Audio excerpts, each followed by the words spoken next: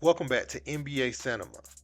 Today we have to talk about LeBron James' comments in his post-game presser when discussing him and JJ Redick's new podcast. As we can all see, it's made some players upset, such as Draymond Green, that LeBron hasn't done their show. LeBron responded on social media saying he is going to do a show, but again, I think LeBron is one of those guys who's always um, kind of did things on his own platforms, and he doesn't really get on anyone's platforms.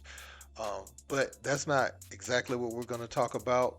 The question was asked, what made JJ the partner that he chose to have these basketball conversations with, in depth, just really talking about the game of basketball that's taking place on the court and different things like that in detail.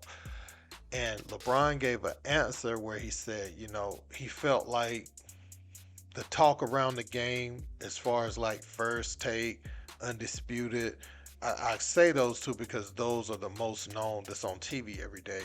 But shows like that, it's always comparing legacies between him, Jordan, um, guys that played way before them, and saying who's better, and not talking about the actual basketball that's being played on the floor in a way that the youth can digest that and take that and try to apply it, to their knowledge of the game. I have some thoughts on this, but we're gonna listen to LeBron comments first. Let's peep it. Bron, you launched a podcast this week. What sparked the idea, and why was JJ the right guy to partner with? Uh, what sparked the idea?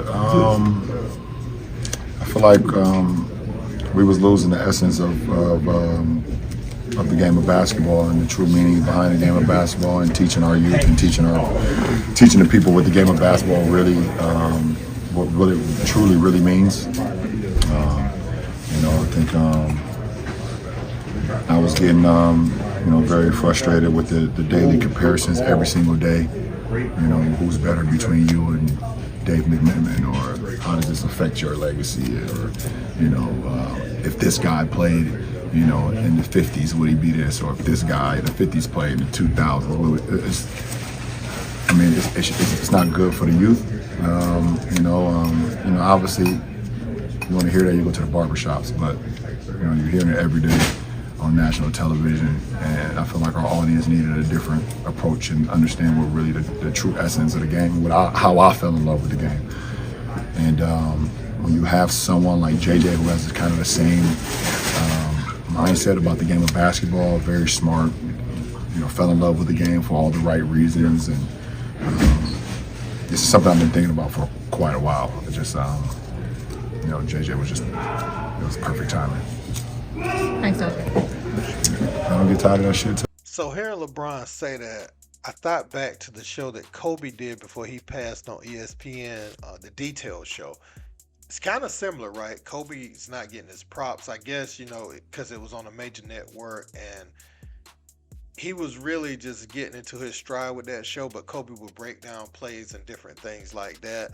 And this is before all the independent podcasts started happening. I could imagine Kobe Bryant, if he wanted to be in that lane right now, how much it would help the women's game, and also how he would continue doing what JJ and LeBron are doing now. I could just imagine. But um, I like that LeBron is doing this with JJ Redick. It's very much needed. Um, and I appreciate the conversations because it is an in-depth look inside some great basketball minds. As far as the comparisons, when you say you the GOAT and you kind of feed into that, you gotta stand on whatever result that is, because I'm sure LeBron isn't tired of people calling him the GOAT.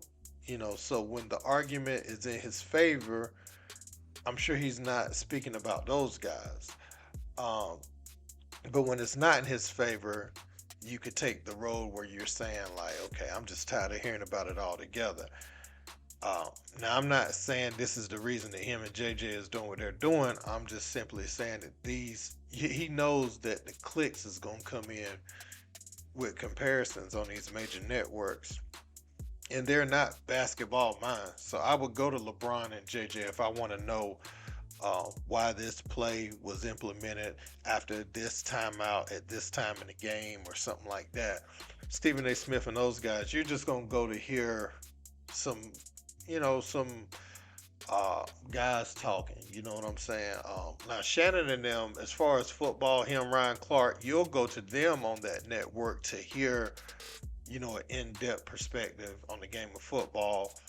But when I'm looking for X's and O's and stuff like that, you would definitely go to Brian, JJ, those guys. Draymond has some of that on his podcast. So I think the media space is going to be what it's going to be. If LeBron's true mission is to combat all of the fodder that's being put out there, then hey, be our guest. We definitely want something new. At the same time, you can't say you're tired of the conversation when you call yourself the GOAT, because the GOAT would be like, you the top dog and everybody else hasn't done it quite like you done it. And so when you take that approach and you say it out your mouth, you start saying you're the GOAT, then all the comparisons can be made. You know what I'm saying? But that's just my perspective. I want to know what you guys think about it in the comment section. Don't forget to like, share, and subscribe. Till next time.